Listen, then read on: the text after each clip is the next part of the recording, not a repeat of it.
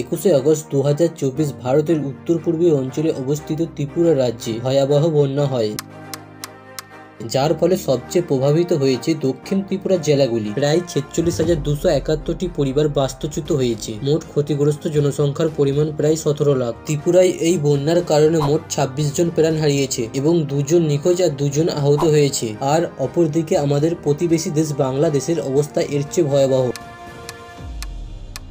এই বন্যার ফলে বাংলাদেশের দক্ষিণ পূর্ব অঞ্চলে অবস্থিত 8টি জেলা সবচেয়ে বেশি প্রভাবিত হয়েছে। এই জেলাগুলি হল ফেনী, কুমিল্লা, চট্টগ্রাম, খাগড়ছড়িয়া, নোয়াখালী, মৌলভীবাজার, হাবিলগঞ্জ ও ব্রাহ্মণবাড়িয়া। বন্যার জল দ্বারা বন্দী হয়েছে 4,40,840টি পরিবার। মোট ক্ষতিগ্রস্ত লোকের সংখ্যা প্রায় 29,04,964 জন। 29 আগস্টের রিপোর্ট অনুযায়ী এই বন্যার কারণে বাংলাদেশে 52 জন মারা গেছে এবং 2 জন নিখোঁজ। বন্ধুরা, আজকের ভিডিওতে আমরা জানবো ত্রিপুরা ও বাংলাদেশে কেন বন্যা হয়েছে আর এই বন্যার আসল কারণ কি ছিল। আর সবচেয়ে আশ্চর্যের বিষয়, বাংলাদেশের কিছু মানুষ এই বন্যার জন্য সম্পূর্ণভাবে ভারতকে দায়ী করেছে। তাদের মতে ভারত তার ত্রিপুরা রাজ্যে অবস্থিত ডম্বুর বাঁধটি খুলে দিয়েছে বলে এই বন্যা সৃষ্টি হয়েছে। চলুন শুরু করা যাক আজকের এই ভিডিও। দেখুন, বন্যা বিষয়টি খুবই সহজ। কোনো একটি জলাধার যখন তার জল ধারার ক্ষমতা অতিক্রম করে, তখন ওই অতিরিক্ত জল তুলনামূলকভাবে শুষ্ক জমিতে ছড়িয়ে পড়ে এবং তাকেই আমরা বন্যা বলি। বন্যা জিনিসটা কি তা সহজে বোঝা গেলেও আবার কেন বন্যা সংঘটিত হয় এর উত্তর দেওয়া সহজভাবে সম্ভব নয়। কারণ বন্যা বিভিন্ন ধরনের হয়ে থাকে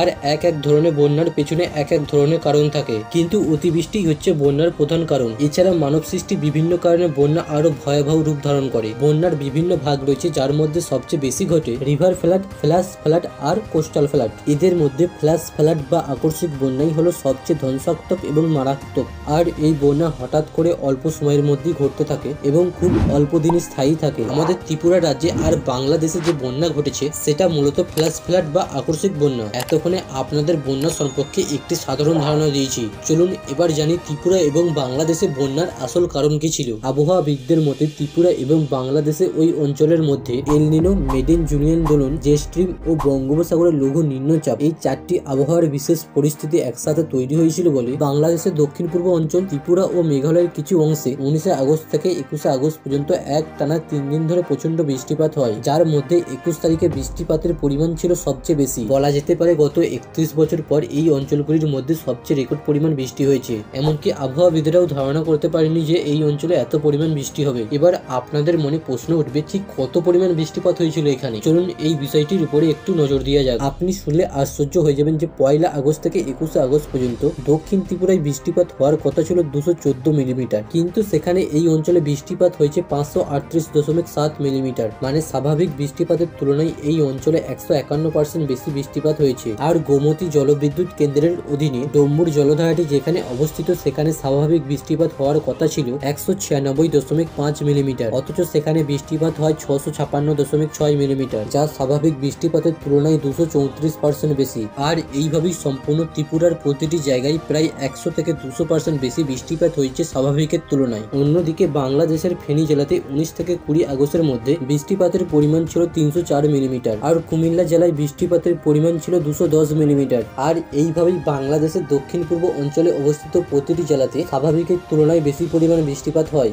যার ফলে এখানে থাকা পুকুর ও নদী নালাগুলি তাদের জল ধারণের ক্ষমতা হারায়। ফলে ত্রিপুরা ও বাংলাদেশের ওই অঞ্চলগুলিতে একটি ভয়ঙ্কর ফ্ল্যাশ ফ্লাড বা আকস্মিক বন্যার সৃষ্টি হয়। ত্রিপুরার থেকে বাংলাদেশের বন্যার পরিস্থিতি আরো খারাপ হওয়ার কারণ হলো বাংলাদেশের ওই অঞ্চলগুলির ভৌগোলিক অবস্থান। যেহেতু বাংলাদেশের ওই অঞ্চলগুলি সমুদ্র উপকূলের নিম্নবর্তী অংশে অবস্থিত, তাই স্বাভাবিকভাবে উচ্চভূমিতে বৃষ্টিপাত হলে সেই বৃষ্টির জল নিম্নভূমির উপর দিয়ে প্রবাহিত হয়ে সমুদ্রে গিয়ে মিশবে। তাই বাংলাদেশের উপরিভাগে অবস্থিত মেঘালয় আর ত্রিপুরার বৃষ্টির জল বাংলাদেশের নিম্নভূমিতে থাকা নদীগুলির মধ্যে দিয়ে প্রবাহিত হয়ে সমুদ্রে গিয়ে মিশবে। আর এদিকে যেহেতু বাংলাদেশেও একই সাথে রেকর্ড পরিমাণ বৃষ্টিপাত হয়েছিল, তাই বাংলাদেশের নদীগুলির জল আগে থেকেই বিপদসীমার উপর দিয়ে বইছিল। আর এরপর যখন উচ্চভূমি থেকে নেমে আসা বৃষ্টির জল আর ডম্বুর বাঁধটি খুলে যাওয়ার ফলে যে জল নির্গত হচ্ছিল, তা বাংলাদেশের ওই নিম্নভূমির উপর দিয়ে একই সাথে প্রভাবিত হচ্ছিল। এর ফলে বাংলাদেশের বন্যার পরিস্থিতি আরো ভয়ঙ্কর হয়ে ওঠে। কিন্তু বাংলাদেশের বেশ কয়েকটি নিউজ মিডিয়া,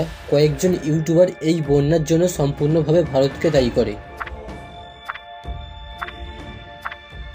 এমনকি বাংলাদেশের অন্তর্বর্তীকালীন গভর্নমেন্টের অ্যাডভাইজার নাহিদ ইসলাম তিনি তার এক সাক্ষাৎকারে বলেন, ভারত আগে থেকেই কোনো রকম সতর্কবার্তা না দিয়ে ইচ্ছা করেই ডুম্বুর বাঁধের গেট খুলে দিয়েছে, যার মধ্যে দিয়ে ভারত অমানবিকতার পরিচয় দিয়েছে এবং বাংলাদেশের সাথে অসহযোগিতা করেছে। কোনো ধরনের আগাম সতর্কতা এবং প্রস্তুতি নেবার সুযোগ না দিয়ে এই যে বাঁধ খুলে দেওয়া হয়েছে, এটির মাধ্যমে ভারত অমানবিকতার পরিচয় দিয়েছে এবং বাংলাদেশের সাথে অসহযোগিতা করছে।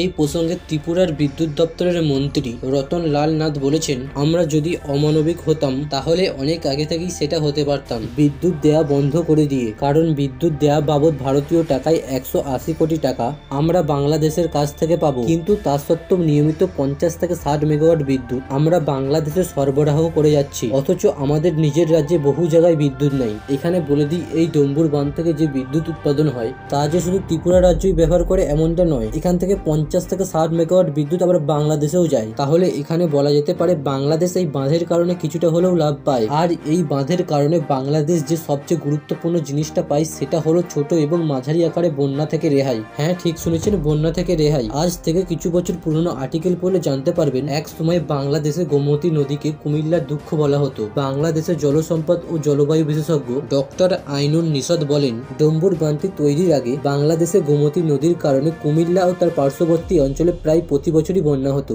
যার ফলে এই অঞ্চলে প্রচুর পরিমাণে ক্ষয়ক্ষতি হতো। কিন্তু এই বাঁধ নির্মাণের ফলে অতিরিক্ত বৃষ্টির জল এই বাঁধের মধ্যে গিয়ে আটকে যেত, যার ফলে এখানে আর বন্যা হতো না। এবারে যেহেতু 31 বছর পর এই অঞ্চলগুলিতে রেকর্ড পরিমাণে বৃষ্টিপাত ঘটেছে, তাই এই অঞ্চলগুলিতে বন্যা ঘটবে এটা একটা সাধারণ ব্যাপার। বরং আজ যদি এই বাঁধ না থাকতো তাহলে এই বন্যার প্রভাব আরো ব্যাপক হতো। আশা করি এটা আপনারা অবশ্যই বুঝতে পারছেন। ত্রিপুরা রাজ্যের বিদ্যুৎ দপ্তরের অধীনে এই ডুম্বুর জলবিদ্যুৎ কেন্দ্রটি ত্রিপুরার রাজধানী আগরতলা থেকে সড়ক পথে প্রায় 120 কিলোমিটার দূরে এই ডম্বুর বাঁধটি অবস্থিত এবং বাংলাদেশের বর্ডার থেকে এই বাঁধটির দূরত্ব প্রায় একই, মানে 120 কিলোমিটার। বিদ্যুৎ দপ্তরের মন্ত্রী রতন লালনাথ বলেছেন, যে প্রচারটা করা হচ্ছে ডুম্বুর বাঁধের গেট খুলে দেওয়া নিয়ে, সেটা অপপ্রচার ছাড়া কিছুই নয়। গোমতী জলবিদ্যুৎ কেন্দ্রের গেট কখনো খুলে দেওয়া হয়নি। এই বিদ্যুৎ কেন্দ্রের জলধারাটির সর্বোচ্চ জল ধারণ ক্ষমতা 94 মিটার। জলের স্তর 94 মিটারের উপরে উঠলে এই বাঁধের গেট নিজে থেকেই খুলে অতিরিক্ত জল বেরিয়ে যায়। মানে ডম্বুর বাঁধের গেট খোলার জন্য এখানে অটোমেটিক সিস্টেম লাগানো ছিল।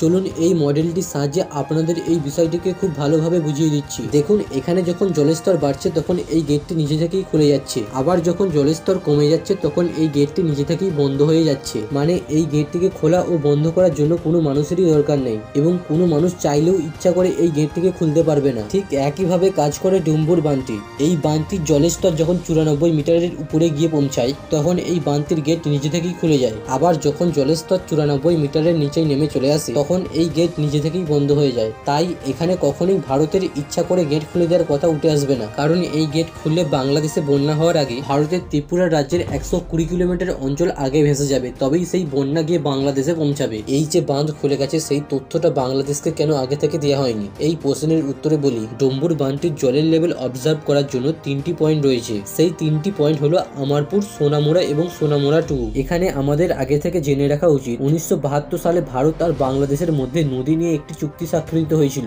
যেখানে মূলত 5টি পয়েন্টের কথা উল্লেখ ছিল। তার মধ্যে একটি হলো ভারতের মধ্যে থেকে যে 54টি নদী বাংলাদেশে প্রবেশ করেছে সেই নদীগুলির জলস্তরের আগাম খবর বাংলাদেশকে জানাতে হবে। মানে ভারত যদি কোনো নদীর জল ছাড়ে তার খবর আগে থেকেই বাংলাদেশকে জানাতে হবে, যাতে বাংলাদেশ ওই পরিস্থিতি মোকাবিলা করার জন্য আগে থেকেই তৈরি হতে পারে। 21 আগস্ট তারিখেও ত্রিপুরার আমরপুর থেকে দুপুর 3টে পর্যন্ত গোমতী নদীর জলস্তরের কথা বাংলাদেশকে জানানো হয়েছে। সেই সময় জল বাঁধের বিপদ সীমার নিচেই ছিল, কিন্তু এরপর যখন দুর্যোগপূর্ণ আবহাওয়ার জন্য বিদ্যুৎ সংযোগ বিচ্ছিন্ন থাকার কারণে এই ডম্বুর বাঁধটির গেট খুলে যাওয়ার খবর ওপারের বাংলাদেশের কাছে পৌঁছায়নি। আগেই বলেছি 21 আগস্ট ত্রিপুরায় সর্বোচ্চ পরিমাণে বৃষ্টিপাত হয়েছিল, যার ফলে ডম্বুর বাঁধটির জলের স্তর 94 মিটারে গিয়ে পৌঁছায়। এই জন্য এই বাঁধের গেট রাত 12টার দিকে অটোমেটিক ভাবে খুলে যায়, যার ফলে নদীতে জলের পরিমাণ আরো বেড়ে যায়। আর এই জল ত্রিপুরার 120 কিলোমিটার এলাকা পেরিয়ে বাংলাদেশে গিয়ে ঢোকে। আর যেহেতু বাংলাদেশের ওই অঞ্চলের মানুষরা এই বিষয়ে আগে থেকে কোনো সতর্কবার্তা পায়নি, তাই তারা এই বন্যা মোকাবিলা করার জন্য